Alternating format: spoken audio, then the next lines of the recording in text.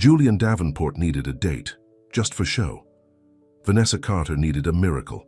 A simple deal turned into something neither expected. But when love collides with wealth, ambition, and the past, can they find a future together? Before we get into the story, comment below where in the world you are watching from today. Julian Davenport stared at the gold-trimmed wedding invitation on his desk, his jaw clenched as he read the names once more: Catherine Sinclair and Charles Wellington III. The woman who had promised to love him forever was marrying another man in just 2 weeks. "Sending me an invitation," Julian muttered, tossing it aside. "That's just cruel." He ran his fingers through his dark, perfectly styled hair and turned to look out the floor-to-ceiling windows of his penthouse office. The New York City skyline spread before him, a reminder of everything he'd built from nothing. At 38, Julian was one of the most successful real estate developers on the East Coast. His face had been on the cover of Forbes twice. He had more money than he could spend in 3 lifetimes. But none of that had stopped Catherine from leaving him for Charles Wellington, his longtime business rival. His assistant's voice came through the intercom. "Mr. Davenport, your 2 o'clock cancelled. You have the rest of the afternoon free." Julian sighed. "Thank you, Linda." He grabbed his suit jacket and headed out. He couldn't stand being in the office another minute, not with that invitation mocking him. 30 minutes later, Julian found himself at a small cafe in Greenwich Village, far from the upscale restaurants he usually frequented. He liked it here precisely because nobody knew him. No business associates, no socialites looking to climb the ladder, no paparazzi hoping to catch him still nursing his heartbreak. "Coffee black," he told the waitress without looking up from his phone. "Wow, adventurous order," came a voice with a hint of amusement. "Let me guess, bad day? Or is ordering the plainest item on the menu just your thing?" Julian looked up, ready to dismiss whoever was interrupting his brooding. Instead, he found himself staring into the warmest brown eyes he'd ever seen. The waitress was beautiful in a completely natural way. Her dark skin glowed without makeup, and her curly hair was pulled back in a simple ponytail. "Bad day," he admitted, surprised by his own honesty. "Bad month, actually." The waitress smiled. Her name tag read Vanessa. "In that case, may I suggest our chocolate chip cookies? They're still warm from the oven, and I have it on good authority that they cure most forms of misery." Despite himself, Julian felt the corner of his mouth twitch upward. "Add it to my order, then." Vanessa nodded and turned to leave. "Wait," Julian called after her.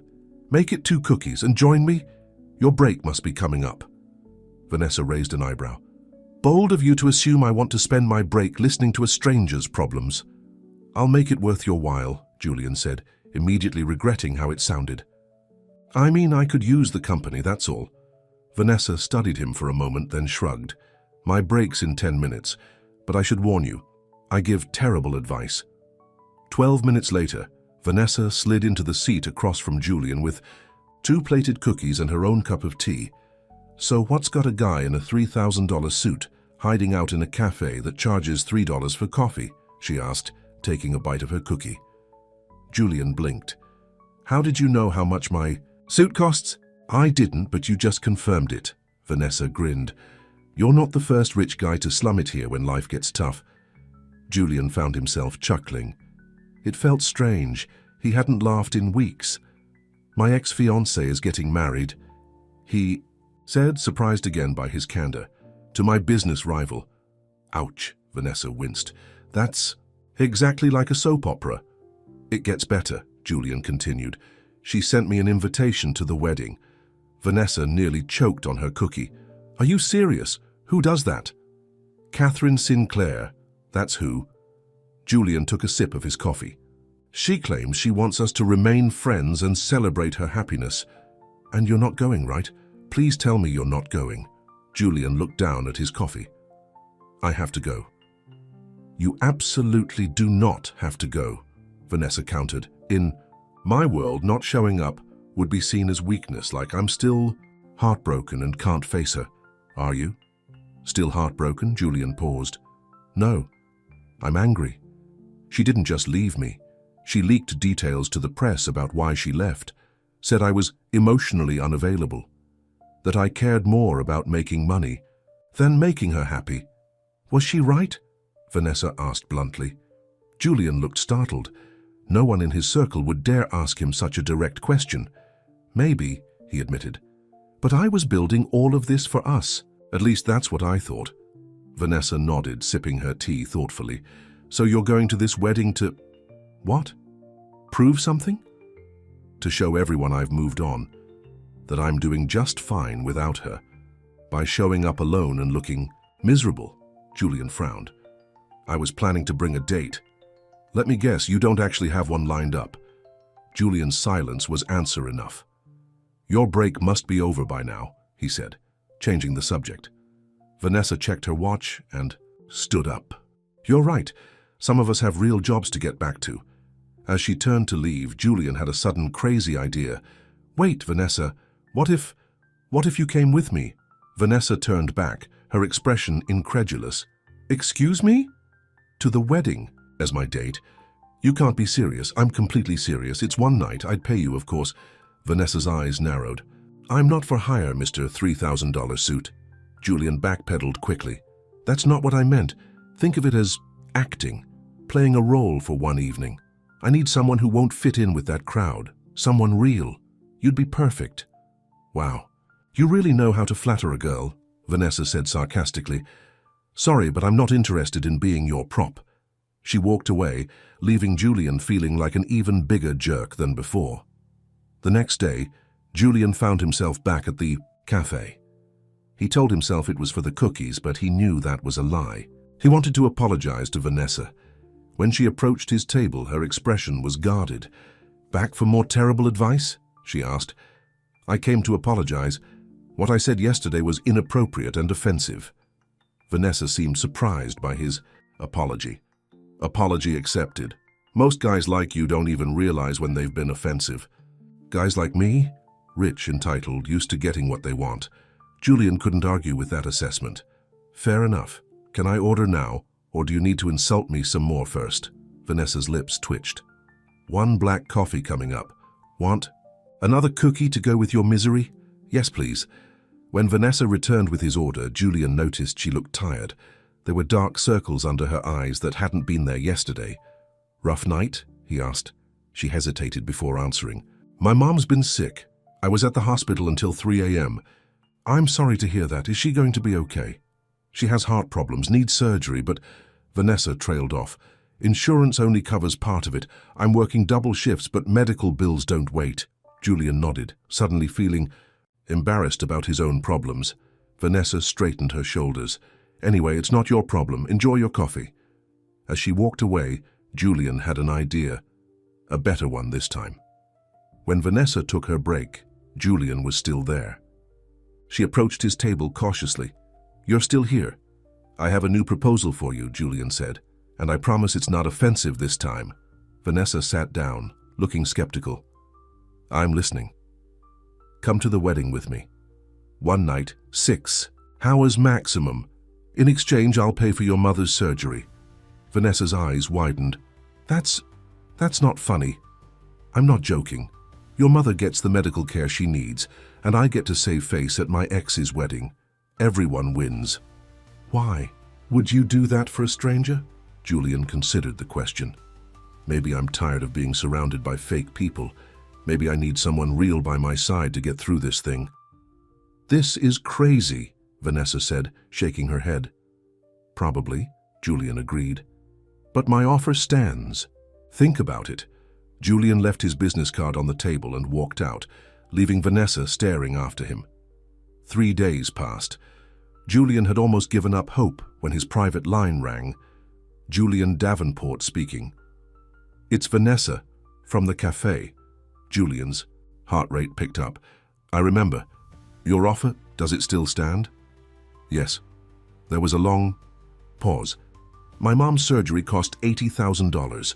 With rehabilitation and medication, it's closer to $100,000. Consider it done. Another pause. If I do this, and I'm not saying I am, I need to know what I'm getting into. What exactly would this date involve? Just one evening of pretending to be my girlfriend. Making Catherine believe I've moved on. That's it. No funny business? None, Julian promised. I'm not that kind of guy. I'll need that in writing, a contract. Julian smiled. She was smart. I'll have my lawyer draw something up. One more thing, Vanessa said. Why me? You could hire a model or an actress. Julian thought about it. Because you're the first person who's made me laugh since Catherine left. Because you don't seem impressed by my money. Because you're real. Fine, Vanessa said after a moment. I'll do it. For my mom. Thank you, Julian said sincerely. I'll have everything arranged by tomorrow. As he hung up, Julian felt a strange sensation. For the first time since receiving that wedding invitation, he was actually looking forward to the event. The next 2 weeks passed in a blur of preparations. Julian arranged for Vanessa's mother's surgery at the best cardiac center in New York. He had his personal stylist bring a selection of designer gowns to Vanessa's small apartment for her to choose from. This is ridiculous, Vanessa said, looking at the price tag on a red Valentino dress. This costs more than my rent for 6 months. It's a loan, Julian reminded her, just for the night. Vanessa ended up choosing the simplest gown, a deep, blue floor-length dress with minimal embellishment. Yet when she tried it on, even the jaded stylist gasped. That's the one, Julian said quietly. The night before the wedding, Julian picked Vanessa up to go over final details over dinner. Remember, we met at a charity event 3 months ago, he coached. We've been dating exclusively since then. I know the story, Vanessa said. We've been over it a dozen times. They were sitting in the back of his limousine, headed to a private dining room he'd reserved. Sorry, Julian said. I'm more nervous than I thought I'd be. About seeing Catherine. Again, Julian considered this. Strangely, no. I'm more concerned about subjecting you to these people. They can be judgmental. Vanessa gave him a look. I'm a black woman who waited tables to put myself through college. Trust me, I've dealt with judgment before. Julian smiled. You're right. You'll handle them better than I do. At dinner, they moved beyond their rehearsed backstory and began talking about real things. Julian learned that Vanessa had a degree in education, but couldn't find a teaching job that paid enough to help with her mother's medical bills. She learned that Julian had grown up poor, the son of a single mother who cleaned houses for the wealthy. Is that why you wanted to be rich? Vanessa asked. To escape poverty? Julian thought about it. Partly, but mostly to prove something. To show everyone who looked down on us that they were wrong about me. And now? What drives you now? That you've proven them wrong? The question caught Julian off guard. I don't know, he admitted. Habit, maybe. As the evening came to a close, Julian realized he'd enjoyed himself more than he had in years. There was something freeing about being with someone who had no agenda, who wasn't trying to get something from him. Thank you for tonight, he said as they stood outside her apartment building.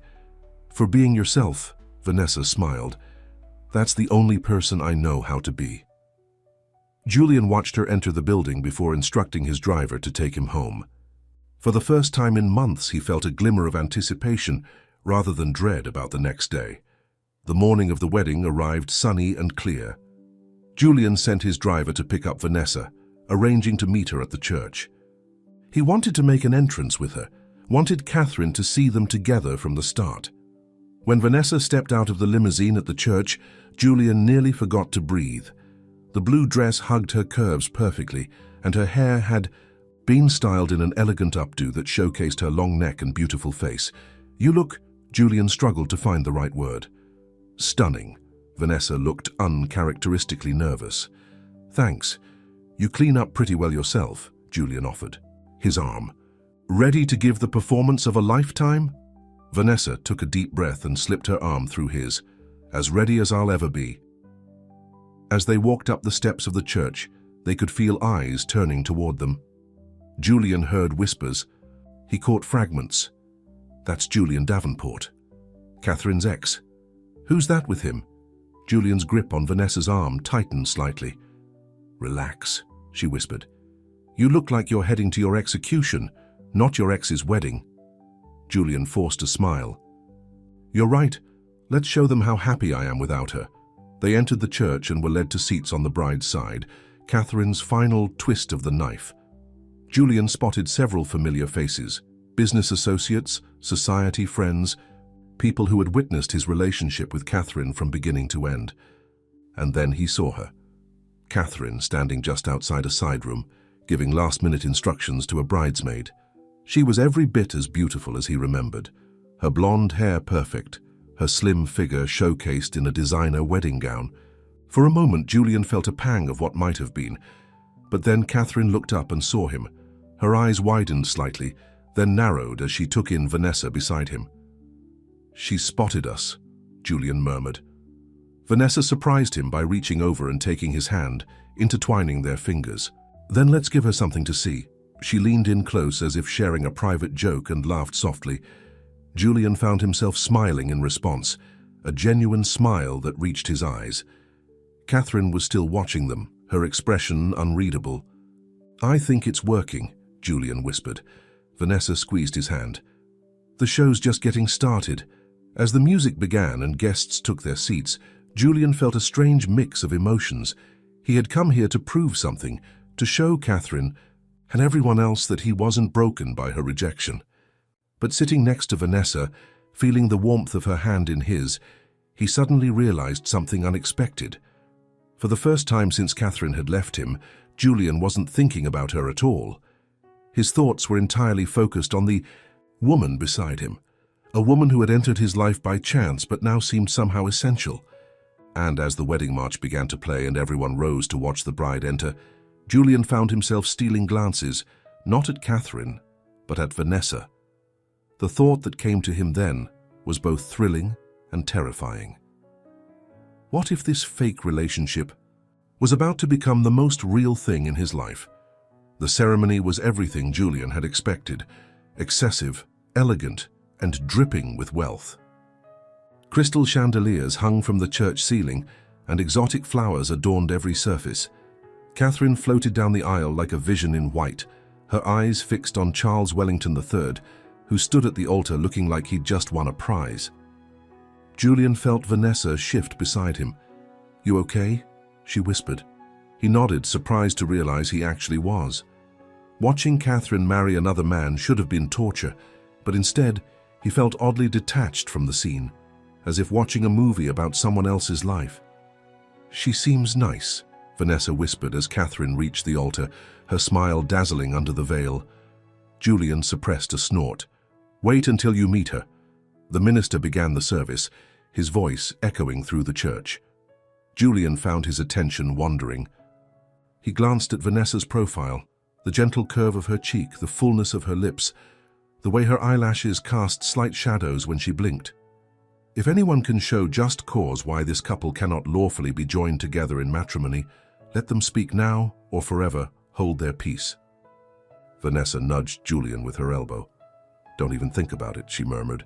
Julian grinned. "Wouldn't dream of it." A few people nearby glanced at them with disapproval, but Julian didn't care.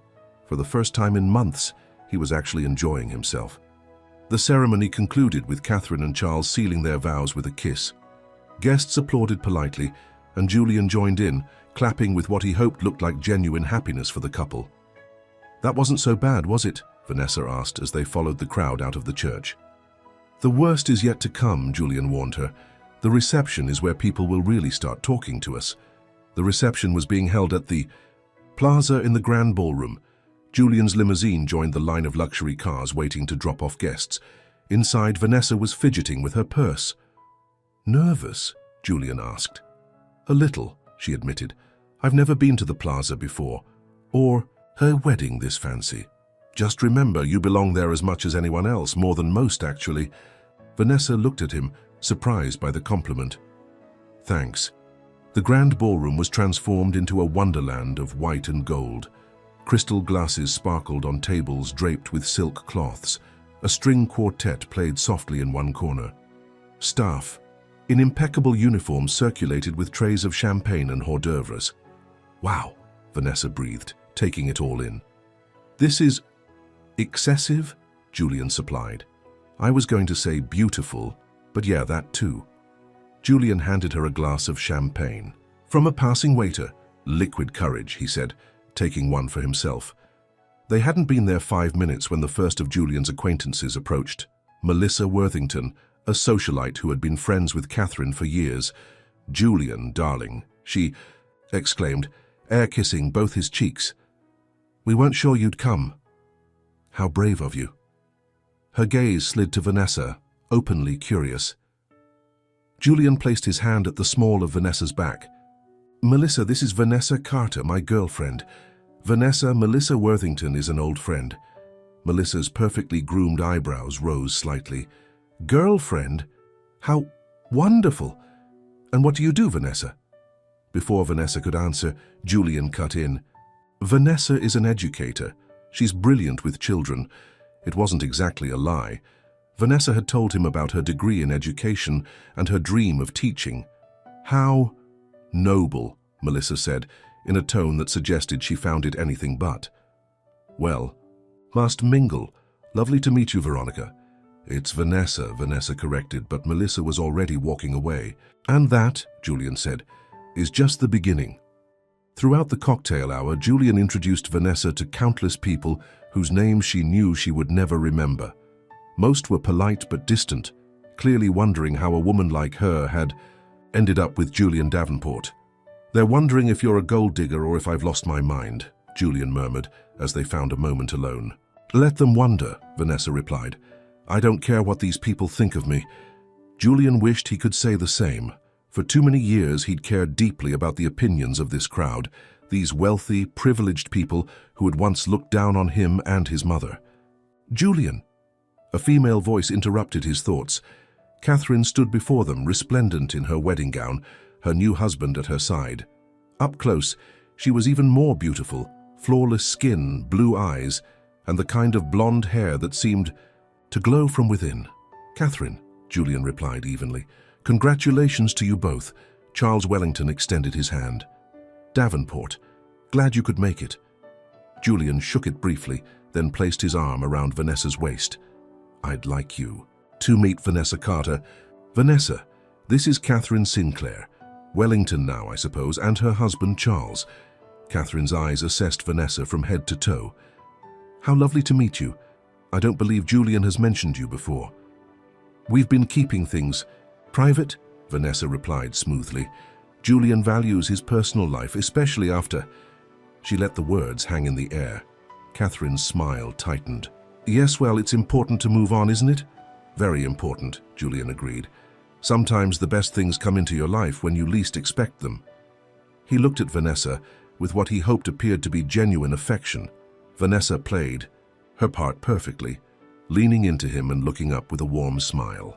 "Like walking into a cafe and finding someone who changes everything," she said softly. The look on Catherine's face was priceless, a mixture of surprise and something that looked suspiciously like jealousy. "Well," Charles said, clearly sensing the tension, "we should continue greeting our guests. Enjoy the evening." As they walked away, Julian let out a breath he hadn't realized he was holding. "You were amazing," he told Vanessa. The look on her face— "I think we convinced her," Vanessa agreed, "though I'm not sure she's as over you as she wants everyone to believe." Julian frowned. "What do you mean?" "The way she looked at you and at me. She wanted to hate me on sight." Julian hadn't noticed. He'd been too focused on playing his own part. "Well, you're certainly giving her a reason to be jealous. Every man in this room has been stealing glances at you all night." Vanessa laughed. "Now you're just being ridiculous." "I'm serious," Julian insisted. "That blue dress was definitely the right choice." Vanessa's cheeks darkened slightly, and Julian realized she was blushing. It was unexpectedly charming. Their conversation was interrupted by the announcement that dinner was being served. They found their table, which Julian was relieved to see was not at the front near the bridal party. Instead, they were seated with several business acquaintances and their spouses. Dinner was a lavish 5-course affair. Between the soup and the salad, Vanessa leaned over to Julian. "The woman across from us hasn't stopped staring since we sat down," she whispered. Julian glanced up to see Victoria Hamilton watching them with undisguised interest. Victoria was one of New York's most notorious gossips and one of Catherine's closest friends. "She's trying to figure out if we're really a couple," Julian explained quietly. She's Catherine's spy. Vanessa raised an eyebrow. Then let's give her something to report back. Before Julian could ask what she meant, Vanessa reached over and wiped a non-existent crumb from the corner of his mouth, her touch lingering. She leaned in close as if sharing a private joke, and Julian found himself laughing in response. Victoria's eyes narrowed, and she turned to whisper something to her husband. "See?" Vanessa said. "Now she's dying to know what I said to make you laugh like that." Julian realized it had been a genuine laugh, something that had been rare in his life even before Catherine left him. "What would you have said? If this were real, I mean?" Vanessa considered the question. "I'd probably have made a joke about the tiny portions, 5 courses, and I'm still hungry." Julian smiled. "We can get pizza after this if you want." "Deal." "But I picked the toppings." The ease of their conversation surprised him. It felt natural, unforced. If anyone at the table was doubtful about their relationship, Vanessa's relaxed behavior was surely convincing them otherwise. After dinner came dancing. Charles and Catherine took to the floor first, swaying to a romantic ballad. Other couples gradually joined them, and Julian knew they were expected to as well. "Shall we?" he asked, offering his hand. Vanessa hesitated. "I should warn you, I'm not great at fancy dancing." "Just follow my lead," Julian assured her. On the dance floor, Julian placed one hand at Vanessa's waist and took her other hand in his. They began to move to the music, and he was pleasantly surprised to find she was a natural dancer. Not great. "At dancing?" he teased. "You're doing perfectly." "Don't sound so surprised," Vanessa replied, but she was smiling. As they danced, Julian became increasingly aware of Vanessa's presence, the warmth of her hand in his, the scent of her perfume, the way her body moved in harmony with his. It was disconcerting, this sudden awareness. "Catherine is watching us," Vanessa murmured. Julian didn't turn to look.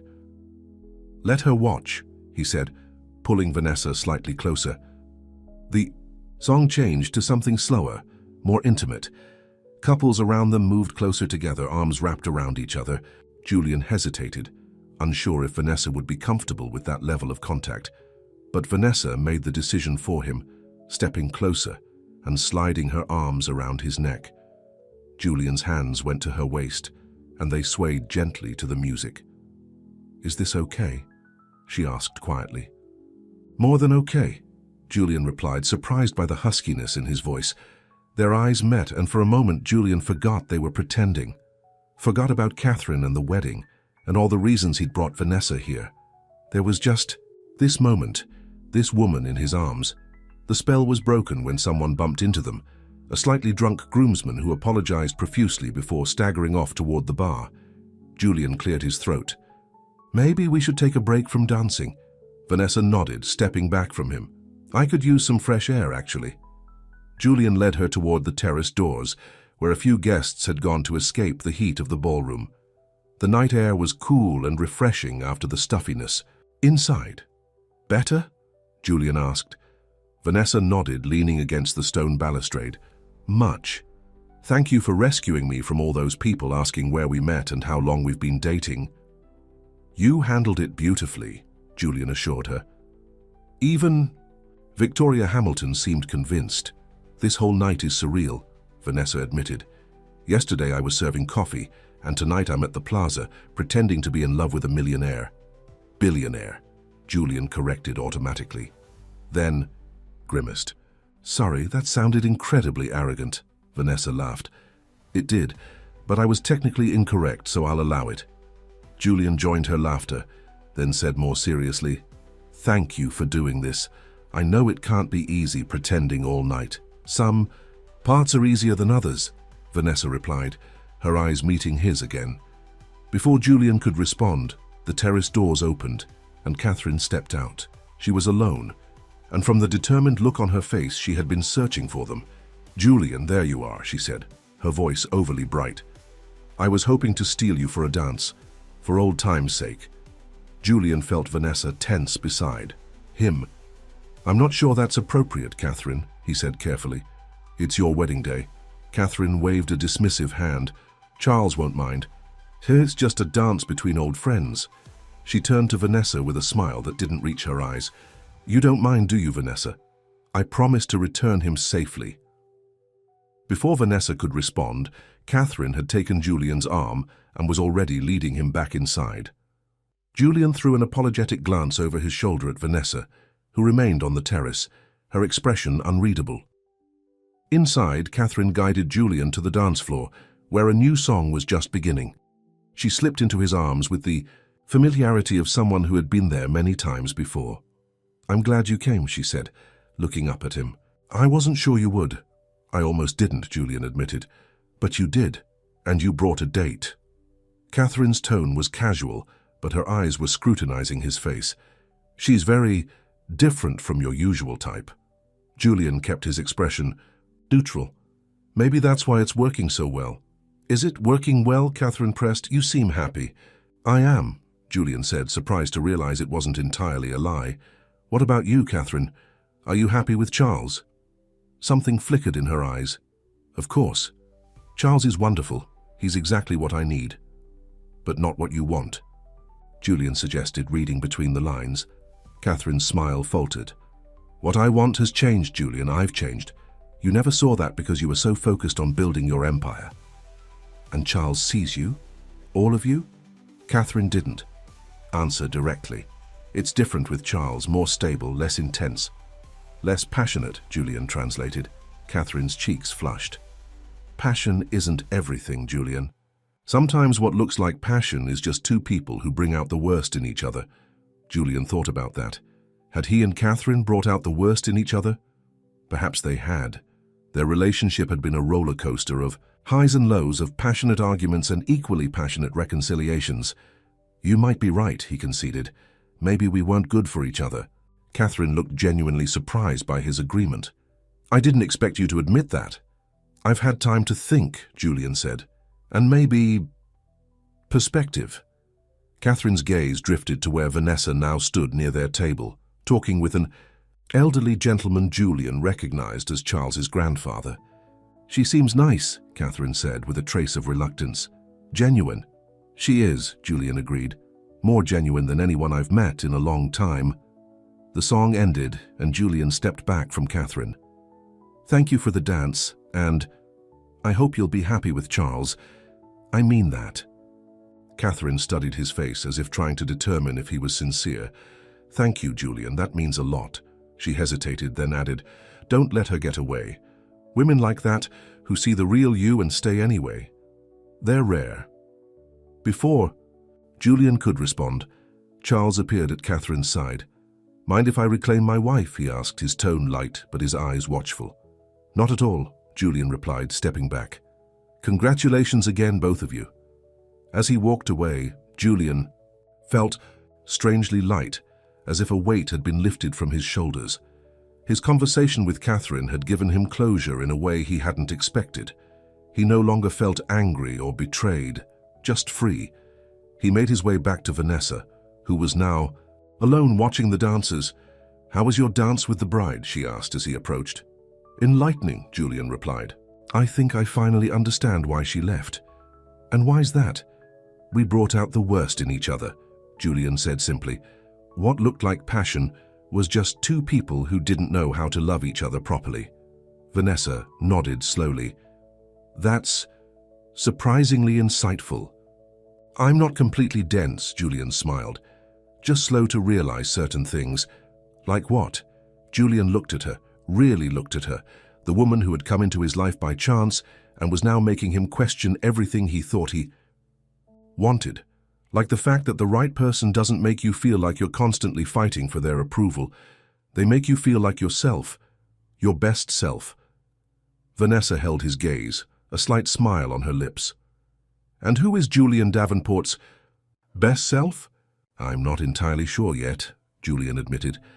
But I think I'm closer to finding out tonight than I have been in years. The moment was interrupted by the clinking of glasses, the signal for the bride and groom to kiss. Everyone turned to watch as Charles dipped Catherine dramatically and kissed her to applause and cheers.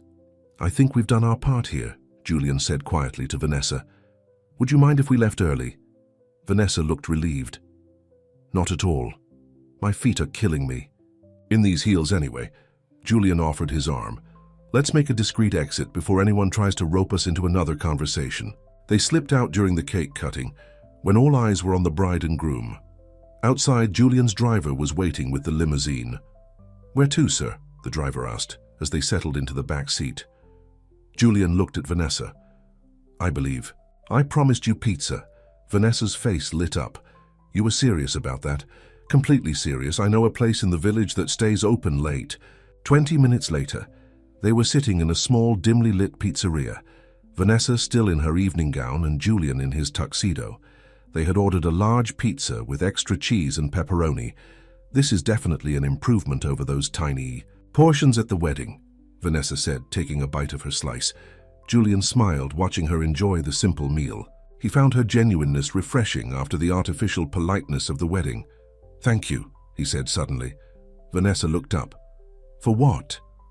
For making what could have been a miserable evening into something unexpectedly nice.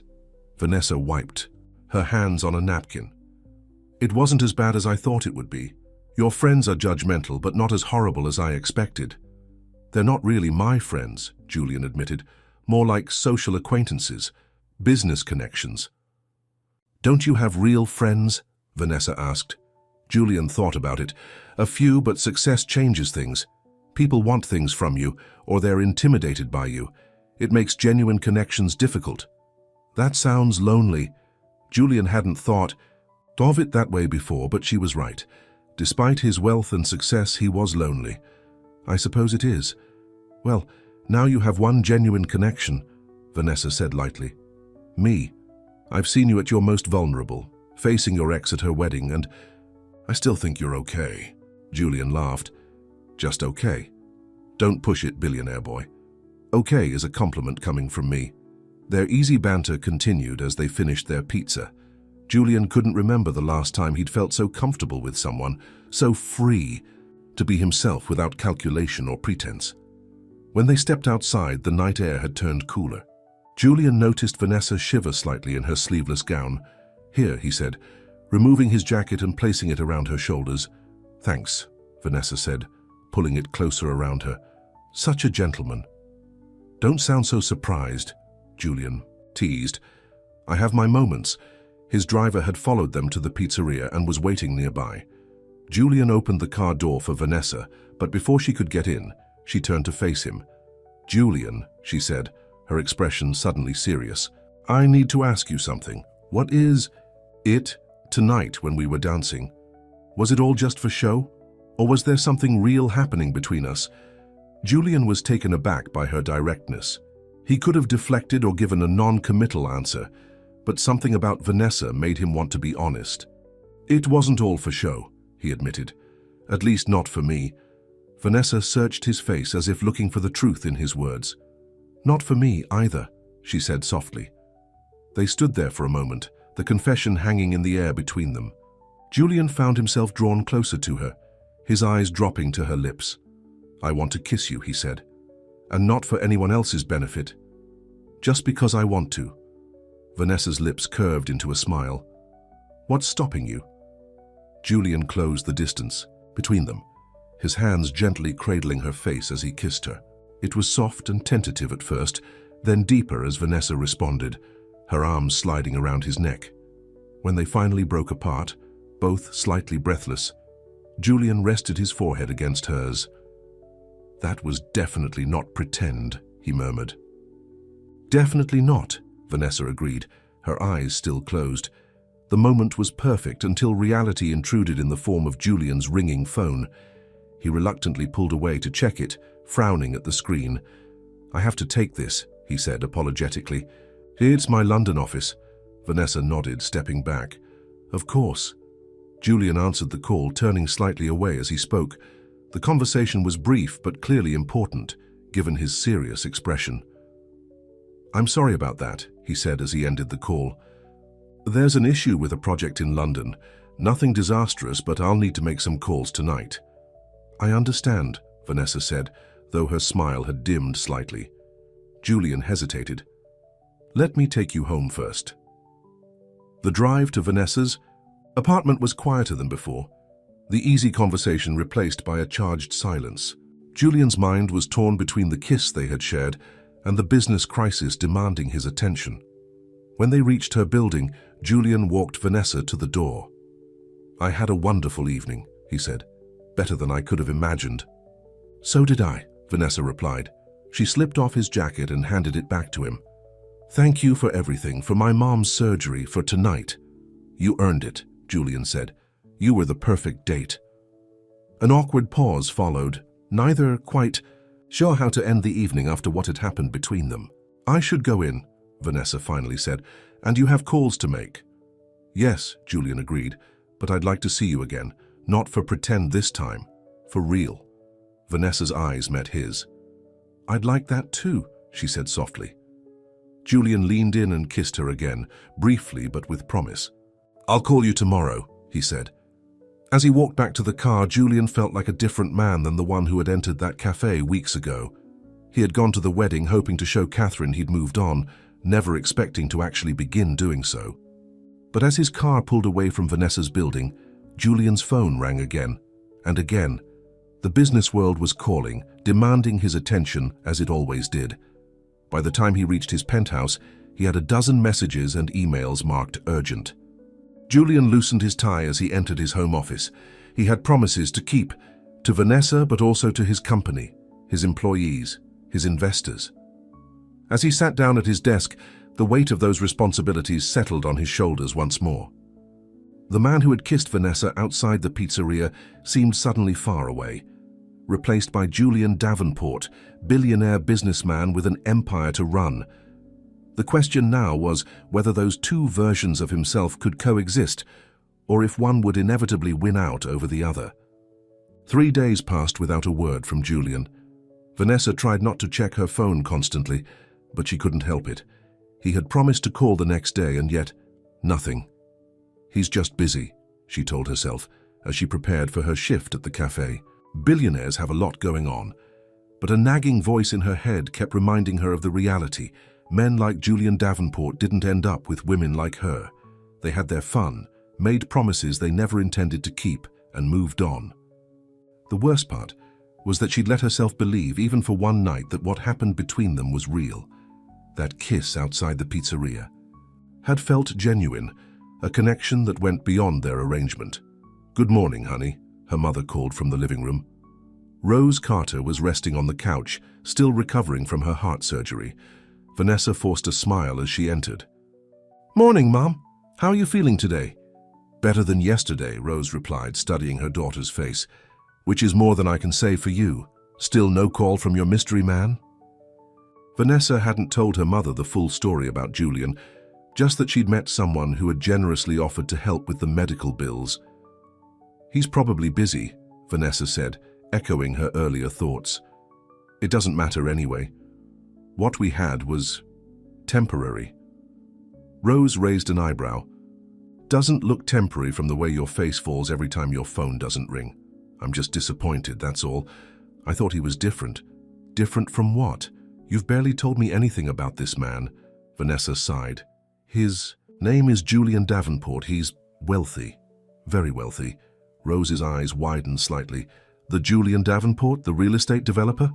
You know who he is?" "I read the papers, honey. He's always in the business section, or the society pages." Rose looked concerned. "How did you get mixed up with someone like that?" "It's a long story," Vanessa replied, checking the time. "And I'm going to be late for work."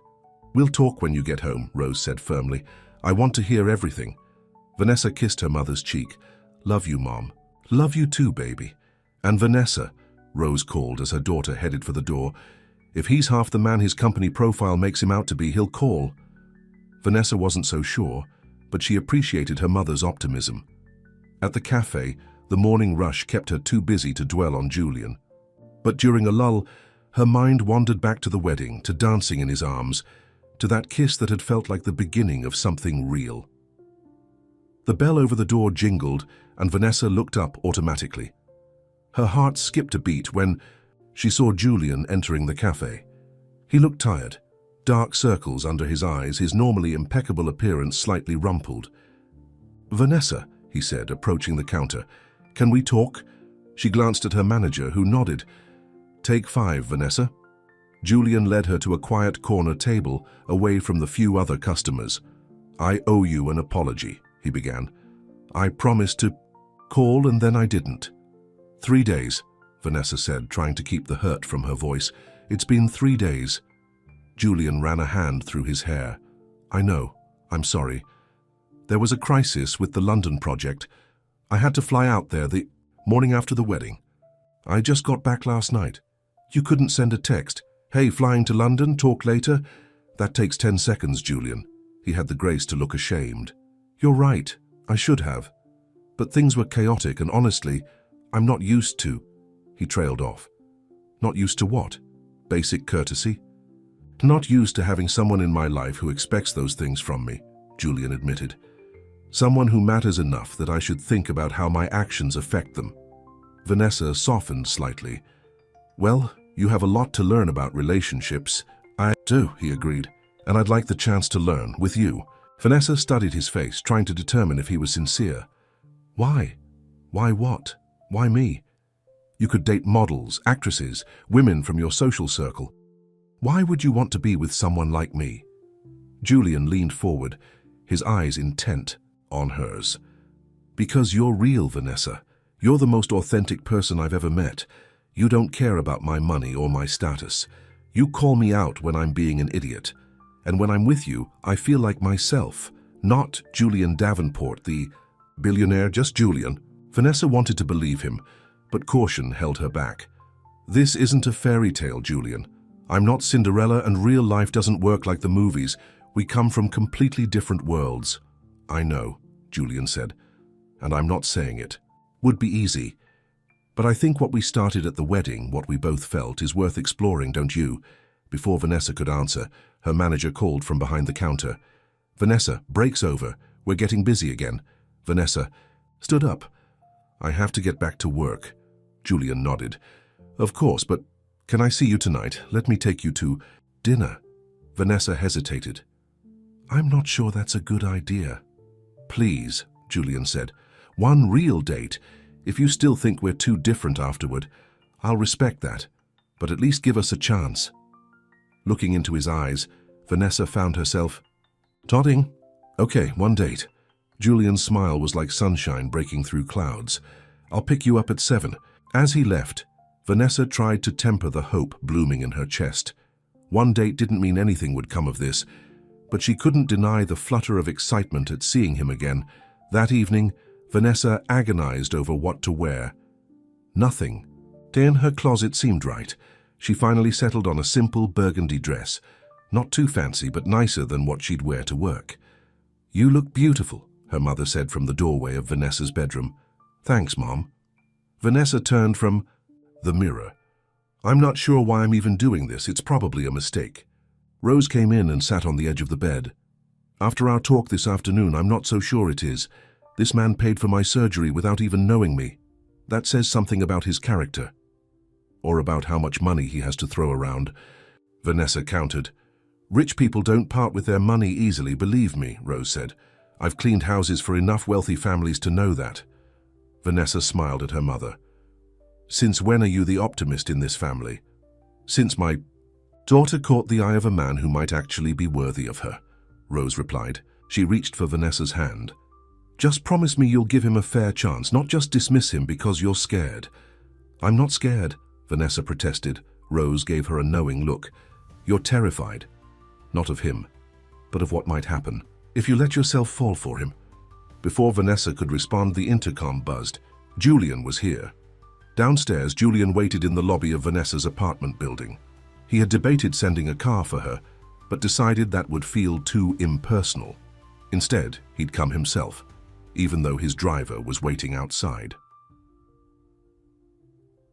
When Vanessa stepped off the elevator, Julian's breath caught. She looked beautiful in a simple burgundy dress, her hair loose around her shoulders. Hi, he said, suddenly feeling like a teenager on his first date. Hi, Vanessa replied, a hint of shyness in her smile. You look amazing, Julian told her, meaning every word. Thank you. You clean up pretty well yourself. He was wearing a tailored suit, but not the intimidating kind he wore for business. Something more relaxed, though still clearly expensive. "Shall we?" Julian offered his arm and Vanessa took it. Outside, his driver opened the door of a sleek black car, not the limousine from the wedding, but still luxury on wheels. "Where are we going?" Vanessa asked as they settled into the back seat. "Ai mai. Thought we'd try something different tonight," Julian said. "No fancy restaurants, no pretense, just good food and a chance to talk. Really talk." The car took them to Brooklyn, to a small, family-owned Italian restaurant tucked away on a quiet street. It was warm and inviting, with checkered tablecloths and candles in wine bottles. "This is wonderful," Vanessa said, as they were led to a corner table. "How did you find this place?" "My mother loved it," Julian replied. "She used to save up to bring me here on my birthday every year. The owner, Mario, treated us like royalty, even though we were hardly his wealthiest customers." As if on cue, an older man with silver hair and a broad smile approached their table. "Hi, Julian Davenport, it's been too long." Julian stood to embrace the man. "Mario, it's good to see you." "Let me look at you," Mario said, holding Julian at arm's length. "Success agrees with you, my boy. Your mother would be so proud." Julian's smile held a hint of sadness. "I hope so." "She is. I know it." Mario turned to Vanessa. "And who is this beautiful lady?" "This is Vanessa Carter," Julian introduced her.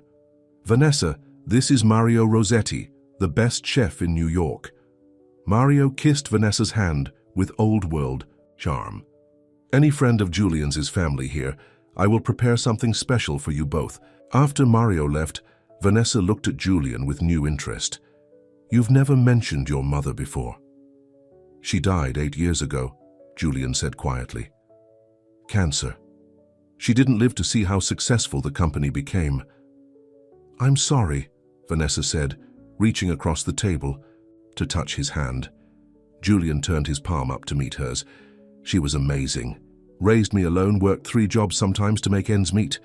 When I started my first real estate venture, she gave me her life savings, $15,000. Not much by industry standards, but it was everything to her." "She sounds like a remarkable woman." "She was," Julian agreed, "and she would have liked you." "Why do you say that?" "Because you remind me of her in some ways. The same strength, the same realness. She never pretended to be anything she wasn't." Vanessa smiled, touched by the comparison. "Tell me more about her, about your childhood." And he did.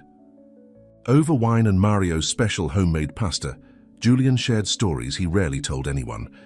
About growing up in a small apartment in Queens, about his mother working as a housekeeper for wealthy families, about his determination to create a different life for them both. "I used to go with her sometimes to the houses she cleaned," Julian said. "I'd sit quietly and do my homework while she worked. Those houses fascinated me, how beautiful they were, how different from our apartment. I started drawing floor plans when I was 10, imagining what kind of houses I would build someday." "And now you build them," Vanessa said. "Now I build them," Julian agreed. "The irony is, I've spent so much time creating beautiful spaces for other people that I've never really made a home for myself." Vanessa understood then. The loneliness beneath his success, the emptiness that all his wealth couldn't fill. "What about you?" Julian asked. "You've heard my life story. I want to hear yours." Vanessa told him about growing up in a modest but happy home, about losing her father to a heart attack when she was 12, about her mother taking on extra jobs to support them. She shared her dream of becoming a teacher, of making a difference in children's lives. "Why haven't you pursued teaching?" Julian asked. "You have the degree." "Starting salaries for teachers in this city barely cover rent," Vanessa explained. "And with my mum's medical expenses, the cafe pays better, especially with tips." Julian nodded thoughtfully but didn't comment. Vanessa appreciated that he didn't immediately offer to solve her problems with money. That would have felt like charity rather than understanding. As the evening progressed, they found themselves laughing, sharing, connecting in a way neither had expected. The restaurant gradually emptied, but Mario didn't rush them, bringing them dessert and coffee as they continued talking. "I can't believe how late it is," Vanessa said finally, glancing at her watch. "We've been here for hours." "Time flies," Julian said. looking at her with warmth in his eyes. "I've enjoyed every minute." When the bill came, Mario waved away Julian's credit card. "For you, Julian, there is no charge. Just promise not to stay away so long next time." "Mario, you have to let me pay," Julian insisted. No. You paid plenty when you helped my nephew with his tuition," Mario said. "Some debts can never be repaid." Outside, the night air was cool and crisp, stars twinkling overhead. Julian's driver was waiting, but Julian turned to Vanessa. "Would you like to walk for a bit? It's a beautiful night." Vanessa nodded. "I'd like that." Julian spoke briefly to his driver, who nodded and drove away. Then they began to stroll along the quiet street, Julian's hand finding Vanessa's, as if it was the most natural thing in the world. "You didn't tell me you paid for Mario's nephew's college," Vanessa said. Julian looked embarrassed. "It wasn't something I thought to mention. Do you do that kind of thing often, help people?" Julian shrugged. "When I can, when it makes a difference. Why don't you talk about it? Most rich people I know love to brag about their charitable giving." "It's not charity," Julian said firmly. "It's connection. My mother always taught me that we rise by lifting others. The money doesn't mean anything if it's not helping someone." Vanessa stopped walking and turned to face him. "You keep surprising me, Julian Davenport. Is that a good thing?" he asked, his eyes searching hers. "A very good thing," she said softly. Julian stepped closer, his hand gently touching her cheek. "May I kiss you?" Instead of answering, Vanessa rose on her tiptoes and pressed her lips to his. Unlike their first kiss, this one was unhurried, a gentle exploration that deepened gradually. Julian's arms encircled her waist, drawing her closer. When they finally broke apart, Vanessa rested her head against Julian's chest, hearing the steady beat of his heart. "I don't want this night to end," Julian murmured against her hair. "Neither do I," Vanessa admitted. "But it has to. I have the early shift tomorrow," Julian sighed. Reality intrudes. They began walking again, making their way slowly back toward the main street where they could find a taxi. "When can I see you again?" Julian asked. "I'm off Wednesday," Vanessa replied. "Mom has a follow-up appointment at the hospital in the morning, but I'm free after that." "Wednesday it is," Julian said, squeezing her hand. "And this time I promise I won't disappear for 3 days." Vanessa smiled up at him. "I'll hold you to that." A taxi approached, and Julian hailed it. As they rode back to Vanessa's apartment, they sat close together, hands still intertwined, each lost in thoughts about the evening they'd shared. At her door, Julian kissed her again, slower and deeper than before. "Good night, Vanessa." "Good night, Julian." As Vanessa entered her apartment, she found her mother still awake, reading in the living room. "Well?" Rose asked, putting down her book. "How was it?" Vanessa couldn't contain her smile. "It was perfect." Over the next few weeks, Julian and Vanessa settled into a rhythm. They saw each other whenever Vanessa wasn't working. Casual dinners, walks in the park, quiet evenings at her apartment, where Julian charmed Rose with his genuine interest in her stories. To Vanessa's surprise, Julian seemed as comfortable in her modest apartment as he was in his penthouse. He never complained about the small space or the simple meals they sometimes shared. If anything, he seemed to prefer the coziness of her home to the emptiness of his own. But their different worlds inevitably created challenges. Julian had business, commitments that sometimes took him away for days. Vanessa had her job at the cafe and her responsibilities to her mother. Their schedules rarely aligned perfectly, and then there were the cultural differences. Julian was used to a world of luxury and privilege, while Vanessa had grown up understanding the value of every dollar. Sometimes those differences created misunderstandings, like the time Julian casually suggested they fly to Paris for the weekend, as if it were as simple as deciding to go to a movie. Or when Vanessa hesitated to order the most expensive item on a menu even though Julian was paying. "It's just money," Julian would say, not understanding her discomfort. "It's not just money to most people," Vanessa would reply. But despite these occasional bumps, they were drawn to each other in a way neither could deny. Julian found in Vanessa a genuineness that was rare in his world. Vanessa discovered that beneath Julian's wealthy exterior was a man of surprising depth and kindness. One evening, about a month into their relationship, Julian arrived at Vanessa's apartment with a large envelope. "What's this?" Vanessa asked as they settled on the couch. Julian looked uncharacteristically nervous. "Open it and see." Inside the envelope, Vanessa found papers, legal documents of some kind. As she scanned them, her eyes widened. "Julian, is this what I think it is?" He nodded. "It's the deed to a building, a former community center in Brooklyn that's been vacant for years. I bought it last week." Vanessa looked confused. "Why are you showing me this?" "Because I bought it for you," Julian said, "or rather for your dream." "My dream? To teach, to make a difference." Julian took her hand. "The building can be renovated into a learning center for underserved kids. After-school programs, tutoring, arts classes, whatever you think would benefit the community most." Vanessa stared at him, speechless. "You would be the director," Julian continued. "Full creative control, a staff to help you, and a salary that would allow you to quit the cafe. Your mother would have the best health insurance plan available." "Julian, I don't know what to say." "Say yes," he urged. "This isn't charity, Vanessa, it's an investment. In you, in your abilities, in your dream. I've seen how you are with children, how you light up when you talk about teaching. We're meant to do this." Vanessa felt overwhelmed. "It's too much, you're talking about millions of dollars. Money I have. Plenty of," Julian said dismissively. "What I don't have enough of is the chance to support someone He hesitated. "Someone I care deeply about, in doing what they were born to do." Vanessa heard what he hadn't quite said.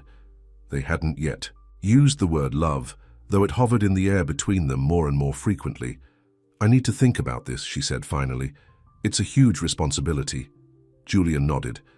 "Take all the time you need. The building isn't going anywhere." Later, that night, after Julian had gone, Vanessa discussed the offer with her mother. "He's giving you the chance to fulfill your dream," Rose said. "Why are you hesitating?" "Because it ties me to him, Mom. What happens if our relationship doesn't work out? Do I lose the center too?" "Did he say that?" "No," Vanessa admitted. "But it feels complicated." Rose took her daughter's hand. "Life is complicated, honey. But sometimes we overthink things instead of just accepting the gifts that come our way." Vanessa sighed. "I just don't want to lose myself in his world, you know. His solution to everything is to throw money at it."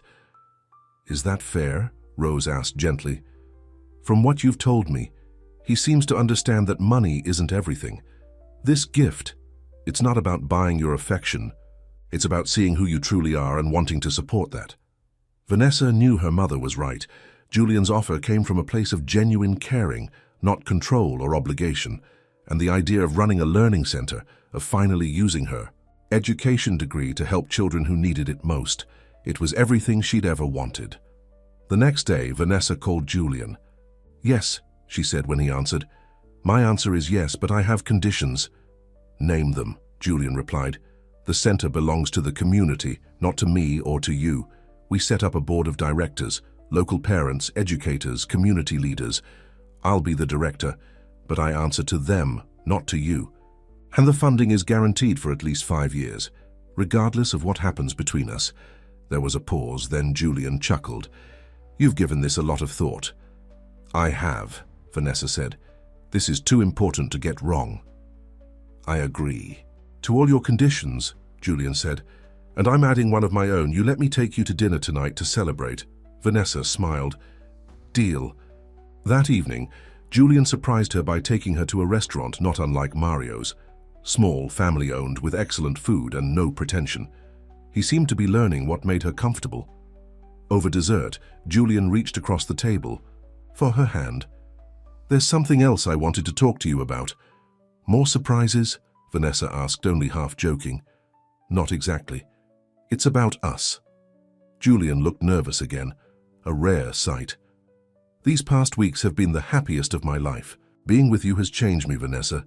Changed how I see the world, how I see myself." Vanessa's heart began to beat faster. "Julian, I love you," he said simply. "I think I've been falling in love with you since that first day at the cafe, when you called me out on my boring coffee order. You saw me, the real me, from the beginning." Vanessa felt tears prick her eyes. I love you too, she admitted, even though it terrifies me. Why does it terrify you? Because I never thought I'd fall in love with someone like you. Because our worlds are so different.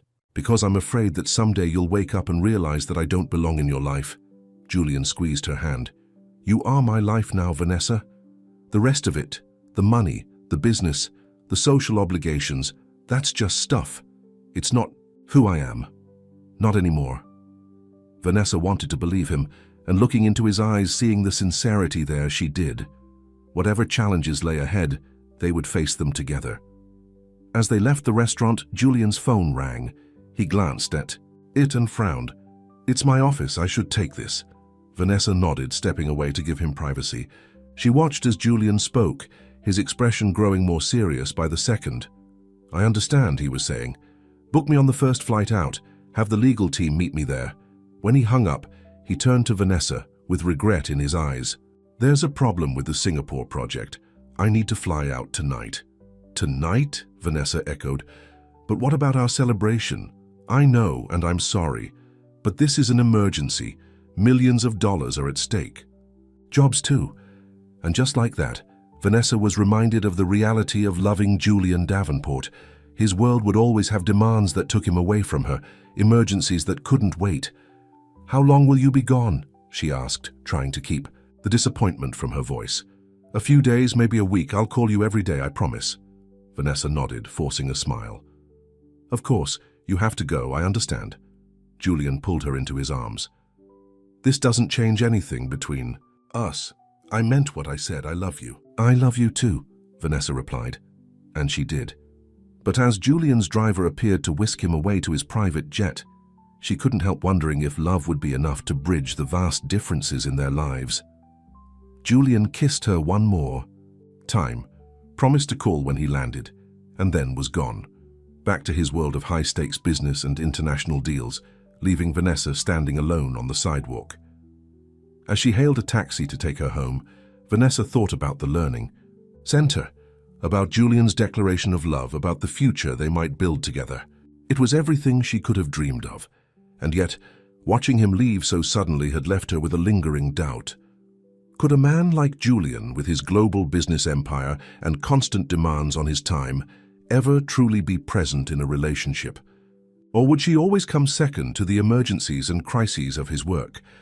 Vanessa wanted to believe that their love was strong enough to overcome these obstacles. But as the taxi drove through the nighttime streets of New York, she couldn't help wondering if loving Julian Davenport would mean learning to live with his absences, with always being just one crisis away from watching him leave. When she arrived home, there was a text message from Julian. Already miss you. Will call when I land. I love you. Vanessa smiled, her doubts receding slightly.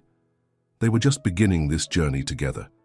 There would be challenges, yes, but also joy and growth and love. As she drifted off to sleep that night, Vanessa thought about how far they'd come since that first meeting in the cafe. From a business arrangement to fake girlfriend to falling. Genuinely in love. It was a journey neither of them could have predicted. And the journey, she realized, was just beginning. Julian's trip to Singapore stretched from days into weeks. What had initially seemed like a simple contract dispute had revealed deeper problems. Potential fraud, missing funds, and a partner who had disappeared with millions of dollars. I'm sorry, Julian said during their nightly video call. It was morning in Singapore, and he looked exhausted, his normally perfect appearance rumpled from too many hours in the office. I thought I'd be home by now. Vanessa tried to hide her disappointment. It's okay, I understand. But did she really? The learning center renovations had begun, and every day brought decisions that she wanted to share with Julian. She missed his physical presence, his touch, his smile. The contractor needs final approval on the classroom layouts, she told him. I've emailed you the plans. Julian nodded, but she could tell his mind was elsewhere. I trust your judgment, Vanessa. Whatever you decide will be perfect. But I want your input, she insisted. This is our project. Julian ran a hand through his hair. I know, and I'm sorry I can't be more present right now, but this situation is critical. If we don't resolve it, the company could lose hundreds of millions. The company. Always the company. Vanessa was beginning to understand that Julian's business wasn't just what he did, it was who he was, a core part of his identity that she would always have to share him with. "I understand," she said again, though the words were beginning to sound hollow even to her own ears. "I'll make it up to you," Julian promised. "As soon as this is resolved, we'll take a real vacation, just the two of us." Vanessa smiled, but the doubt remained. Would there ever be a time when Julian's work wasn't calling him away? Or would their relationship always be interruptions and rescheduled plans and promises to make it up later? After the call ended, Vanessa went to check on her mother, who was watching television in the living room. "How's Julian?" Rose asked. "Still in Singapore, still dealing with the crisis." Vanessa sat down beside her mother. Rose studied her daughter's face. "You're starting to have doubts, aren't you?" "Is it that obvious? Only to someone who knows you as well as I do." Rose took Vanessa's hand. "Talk to me, baby," Vanessa sighed. "I love him, Mom. I really do. But I'm starting to wonder if loving him means always being second priority in his life. If every important moment will be interrupted by a crisis that can't wait. That's the reality of being with a man like Julian," Rose said gently. "His work will always demand his attention. I know, and I don't want him to change who he is. I fell in love with Julian, all of him, including his drive and ambition. I just wonder if there's room in that life for me, for us." "Have you talked to him about this?" Vanessa shook her head. "How can I? He's under enough pressure right now." "But these feelings won't go away on their own," Rose pointed out. "You need to be honest with him, honey, and with yourself." Vanessa knew her mother was right, but the conversation would have to wait until Julian returned, if he ever did. Just when Vanessa had begun to think Julian might never come back from Singapore, he called with good news. "We've resolved the situation," he told her, sounding more upbeat than he had in weeks. "I'm flying home tomorrow." "Really?" Vanessa couldn't keep the excitement from her voice. "That's wonderful. I've missed you so much," Julian said. "These 5 weeks have been torture." 5 weeks. It hardly seemed possible that they'd been apart for so long. "I've missed you too." "I want to see you as soon as I land," Julian said. "My flight gets in at 3 p.m. Can I come straight to your place?" "Of course," Vanessa replied. "Mom will be at her book club until 6, so we'll have some time alone." "Perfect. I love you, Vanessa." "I love you too, Julian." After they hung up, Vanessa felt a flutter of nerves. She wanted desperately to see Julian, to be in his arms again. But she also knew they needed to have a serious conversation about their future, about whether they could make this relationship work, despite the demands of his life. The next day, Vanessa cleaned the apartment and prepared Julian's favorite meal, a simple pasta dish her mother had taught her to make. She wore the blue dress he loved, the one that matched her eyes, and waited anxiously for his arrival. When the doorbell rang at exactly 4 p.m., Vanessa took a deep breath and went to answer it. Julian stood in the hallway looking tired but happy. Before she could speak, he wrapped his arms around her, holding her tightly as if afraid she might disappear. "God, I've missed you," he murmured into her hair. Vanessa melted into his embrace, all her doubts momentarily forgotten. "I've missed you too." Julian pulled back slightly to look at her, then kissed her with a hunger that took her breath away. Vanessa responded in kind, the weeks of separation making their reunion all the more intense. When they finally broke apart, Julian pressed his forehead to hers. "I never want to be away from you that long again," Vanessa smiled, though a part of her wondered if that was a promise he could keep. "Come in. I made dinner." Julian followed her into the apartment, setting down his briefcase and shrugging off his suit jacket. "It smells amazing in here." "My mom's pasta recipe," Vanessa explained. "Your favorite." Julian pulled her into his arms again. "You're my favorite." They sat down to eat, Julian telling her about the resolution of the Singapore crisis, Vanessa updating him on the Learning Center progress. It felt good, normal, as if they were picking up exactly where they'd left off. But the conversation Vanessa needed to have still loomed ahead of them, casting a slight shadow over her enjoyment of their reunion. "What is it?" Julian asked eventually, noticing her distraction. "You seem like you have something on your mind." Vanessa set down her fork. "I do, actually. These past 5 weeks have given me a lot of time to think.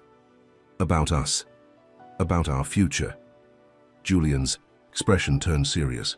That sounds ominous. It's not meant to be, Vanessa assured him. I love you, Julian, that hasn't changed, but being apart for so long made me realize some things about what it means to be with you. What things? Vanessa chose her words carefully. Your work is demanding. It takes you away, often with little warning. And I understand that, it's part of who you are. But I need to know if there's really room in your life for a relationship. For me.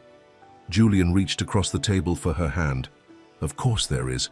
You're the most important thing in my life, Vanessa. Am I? She asked gently. Because it doesn't always feel that way. When a crisis happens at work, everything else stops, including us. Julian looked troubled. That's the nature of what I do. People's livelihoods depend on my decisions, but that doesn't mean you're not important to me.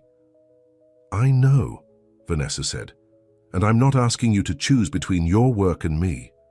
That wouldn't be fair. I'm just trying to understand if we can find a balance that works for both of us.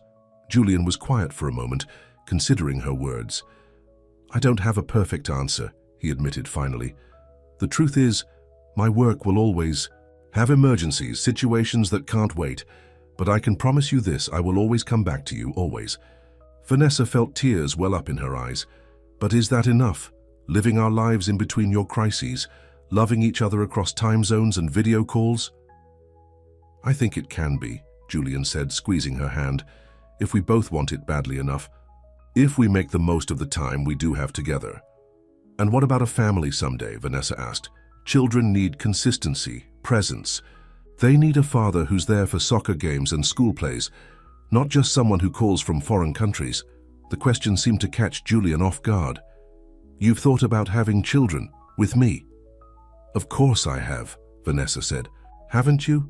Julian's expression softened. Yes, more than you know. He stood up and came around to her side of the table, kneeling beside her chair. When I was in Singapore, all those long nights in the office, do you know what kept me going? The thought of coming home to you, the dream of a future together, a real home, a family, a life built on something more meaningful than business deals and profit margins. Vanessa looked into his eyes, seeing the sincerity there. Really? Really, Julian affirmed. These past months with you have changed me, Vanessa. Made me realize that all the success in the world means nothing if you don't have someone to share it with. Someone who loves you for yourself, not for what you can give them. Vanessa touched his face gently. I do love you for yourself, Julian, but I need to know that loving you won't mean always waiting for you to come back from somewhere else. Julian took both her hands in his. I can't promise there won't be more trips, more crises that need my attention. But I can promise to make changes, to delegate more, to make our relationship a priority, not something that gets pushed aside when work calls. Do you mean that? Vanessa asked. With all my heart, Julian said. He reached into his pocket and pulled out a small velvet box. I was going to wait for a more romantic moment, but maybe this is exactly the right time. Vanessa's heart began to race as Julian opened the box to reveal a beautiful diamond ring, elegant but not ostentatious, exactly to her taste. Vanessa Carter, Julian said, his voice thick with emotion. These past months have been the happiest of my life. You've shown me what truly matters, not wealth or success or status, but love, honesty, and genuine connection.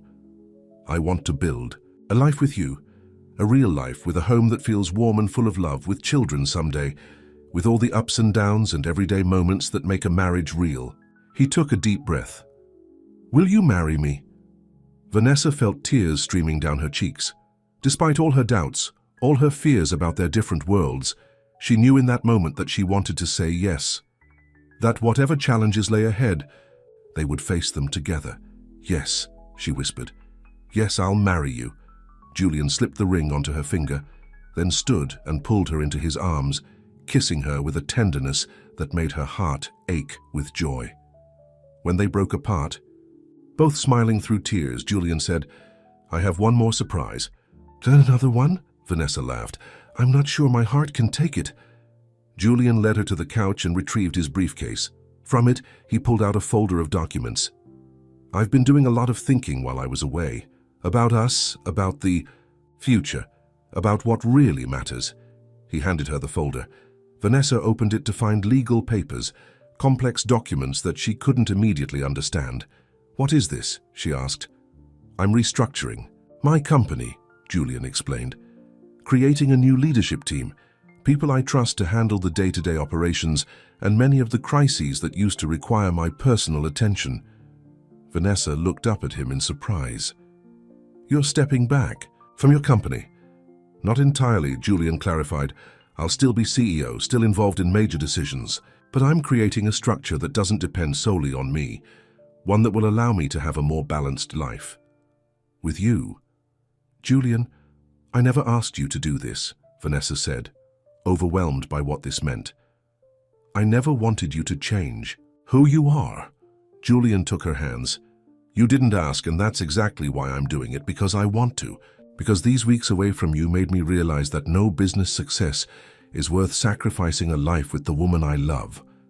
Vanessa could hardly believe what she was hearing. "But your company has been your life's work." "It has been," Julian agreed. "But now it's just a part of my life. An important part, but not the only part. Not anymore." Vanessa searched his face, looking for any sign of hesitation or regret. There was none. "Are you sure about this?" "I've never been more sure of anything," Julian said. "Well, except asking you to marry me." Vanessa laughed, joy bubbling up inside her. "I love you so much, Julian Davenport." "And I love you, Vanessa." "Carter, soon to be Vanessa Davenport, if you like the sound of that." "I do," Vanessa said, leaning in to kiss him again. When they heard the apartment door open, they broke apart to see Rose entering, returning from her book club. "Mom." Vanessa called excitedly. "We have news!" Rose took in the scene before her. Her daughter's tear-stained, happy face, the engagement ring glittering on her finger. Julian's arm wrapped protectively around her shoulders. "I think I can guess," Rose said with a smile. "But tell me anyway." "We're getting married," Vanessa announced, holding out her hand to show off the ring. Rose embraced them both, tears of joy in her eyes. "I'm so happy for you both." "There's more," Julian said. "We want you to move in with us once we find a place, a real home for all of us." Rose looked surprised. "Are you sure? Newlyweds usually want their privacy." "We're sure," Vanessa affirmed. "We want you with us, Mom." Rose hugged her daughter again, too emotional to speak. Later that evening, after Rose had gone to bed, Julian and Vanessa sat together on the small balcony of the apartment, looking out at the city lights. "I've been thinking about where we should live," Julian said, his arm around Vanessa's shoulders. "Not the penthouse, it never felt like a home. Maybe a brownstone in Brooklyn? Near the learning center?" Vanessa looked up at him, still amazed by how thoroughly this man had upended her life and her heart. "That sounds perfect." "We could have a small wedding," Julian continued. "Nothing extravagant, just family and close friends." Vanessa raised an eyebrow. "Julian Davenport eschewing extravagance. Who are you and what have you done with my fiancé?" Julian laughed. "I told you. You've changed me. For the better, I think." "I think so too," Vanessa said, leaning her head against his shoulder. "Though I want you to know that I fell in love with who you already were. The changes are just a nice bonus." Julian kissed the top of her head. "We've both changed. That's what happens when you find the right person. They don't just love you, they help you become the best version of yourself." "Very philosophical, Mr. Davenport." "I have my moments, Ms. Carter." They sat in comfortable silence for a while, enjoying the night air and the warmth of being together again. "Do you ever think about how this all started?" Vanessa asked eventually. "With you needing a fake date to your ex's wedding?" Julian chuckled. "Best business arrangement I ever made." "I still can't believe I agreed to it," Vanessa said, shaking her head. "It was so unlike me." "Maybe some part of you knew," Julian suggested, "that we were meant to find each other. Now you're just being romantic, guilty as charged." Julian turned to face her, his expression suddenly serious. "But I do believe that, Vanessa. I believe we were meant to find each other, even if it happened in the most unlikely way. I believed that every decision I made, every success and failure, was leading me to that cafe, to that moment, to you. Vanessa felt tears well up again. When did you become such a poet?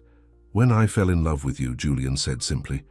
6 months later, on a perfect spring day, Julian and Vanessa were married in the garden of their new Brooklyn brownstone. It was a small ceremony with just 50 guests, a far cry from the lavish society wedding everyone had expected from Julian Davenport. Catherine and Charles were among the guests, their presence a testament to how completely Julian had moved on from his past. Catherine had approached Vanessa at the reception, offering genuine congratulations. "He's different with you," she observed, watching Julian chatting animatedly with Mario, who had catered the wedding. "Happier, more at peace." "We're good for each other," Vanessa replied simply. Catherine nodded. "I can see that. I'm glad he found you." The Learning Center had opened a month before the wedding, with Vanessa as director. Already it was making a difference in the community, offering programs for children who might otherwise have fallen through the cracks of the educational system. Julian had kept his promise, restructuring his company to allow for more balance in his life. There were still occasional crises that required his attention, still business trips that took him away from home, but they were fewer and shorter, and Vanessa always knew he would come back to her. As they danced together at their reception, Julian held Vanessa close. "Happy?" he asked. "Happier than I ever thought possible," she replied. "You?" "I have everything I never knew I needed," Julian said. "A real home, a purpose beyond making money, and a wife who loves me for me, not for what I can give her." "Well, the billions don't hurt," Vanessa teased. Julian laughed. "There's the woman I fell in love with, always keeping me humble." "Someone has to," Vanessa said, smiling up at him. The evening drew to a close. Julian and Vanessa stood on the steps of their new home, watching as the last guests departed. Rose had already gone inside, giving the newlyweds a moment alone. "So," Julian said, his arm around his wife's waist, "was it worth it, saying yes to my ridiculous proposal that day in the cafe?" Vanessa pretended to consider the question. "Well, let's see. I got a handsome husband, a beautiful home, a job I love, and the best mother-in-law in the world." "Best mother-in-law?" Julian asked, confused. "Your mother," Vanessa explained softly. "I never met her, but I feel like I know her through you. And I think she'd be so proud of the man you've become." Julian's eyes grew damp. "I think she would have loved you." "I know she would have," Vanessa said, "because you do. And that's all. That matters." Julian leaned down to kiss his wife, the unexpected +1 who had become the love of his life. They had faced challenges and would face more in the future. Their worlds had been different, their paths unlikely to cross. But fate or chance, or perhaps just the courage to take a risk on something real, had brought them together. And as they entered their home as husband and wife for the first time, both knew they were exactly where they were meant to be, with each other. The unexpected +1 had become the most important one of all, the end.